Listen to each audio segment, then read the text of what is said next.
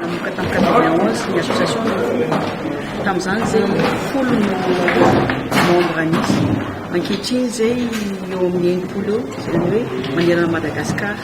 Tamin'izany nambohan'izany zany marché anay dia tena marché kely satria tamin'izany fotoana zany ny marché frantsay tena natao. Ankehitriny 25 ans plus tard dia efa eraka izao tontolo izao ary touriste tonga eto amin'izao eto Madagasikara dia efa nananika ny telo hetsy isy 300 000 touristes. Ny iainana tamin'izany tamin'ny voalohany dia tamin'izany dia ny BLU fanaovana réservation sy ny télégramme dia raha mandefa programme any amin'ny tour opérateur miara miasa aminay izy indraindray tapa-bolana vao mivaly. Ankehitriny nefany misy sy ny internet raha mandefa mail zao ianao dia eo dia efa mivaly. Dia nahatonga anay tour opérateur tsy maintsy ny s'adapter an'izay milieu izay. Dia ankehitriny koa amin'ny internet l'information rehetrarehetra tonga dia ndray azo vetivetika kely. Dia indraindray zany zay dépassé ny ankizy ao ampiasana dépassé tsy mahalala an'ilay. Dia ny tanjonay nanomboka zao zany dia ny formation an'ny membre anay voalohany indrindra zany hoe renforcement de capacité. Dia faharoa manao étude couture zany hoe manao voyage de reconnaissance mandefa ny membre anay rehetrarehetra makany amin'ilay coin kely coin Madagasikara mijery an'ilay produit vaovao satria ny ankamaroan'ireny alefa ny sur internet nefa izay mpivarotra tsy mahalala azy. Dia ny fahatelo manaraka an'izany ny fanatsarana ny environnement de travail ny tour opérateur. Izany moa dia ny fiaraha-miasa kaiky indrindra ohatra hoe miaraka amin'ny Air Madagascar izay anisan'ny fidèle partenaire anay zany nandritra an'izay taona izay. Dia manaraka izany ny fanaovana soumis ny convention miaraka amin'ny FORM Fédération en hôtel eto Madagascar, FNG Fédération en guide eto Madagascar.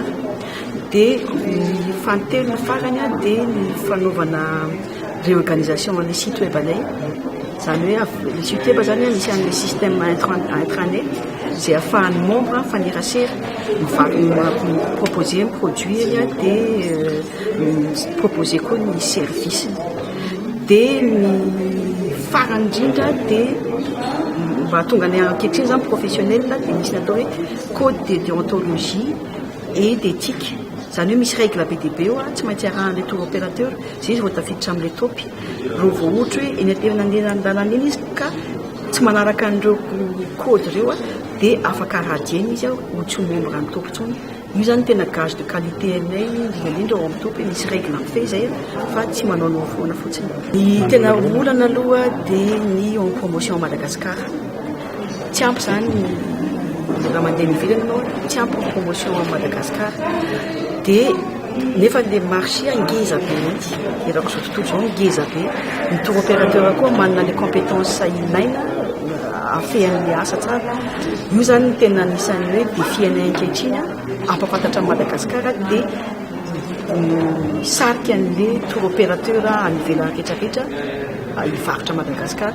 Ireo moa tsy vitanay irery fa tsy maintsy miaraka amin'ny compagnie aérienne zay tsy maintsy miaraka amin'ny hôtel zay tsy maintsy miaraka amin'ny office du tourisme koa zay.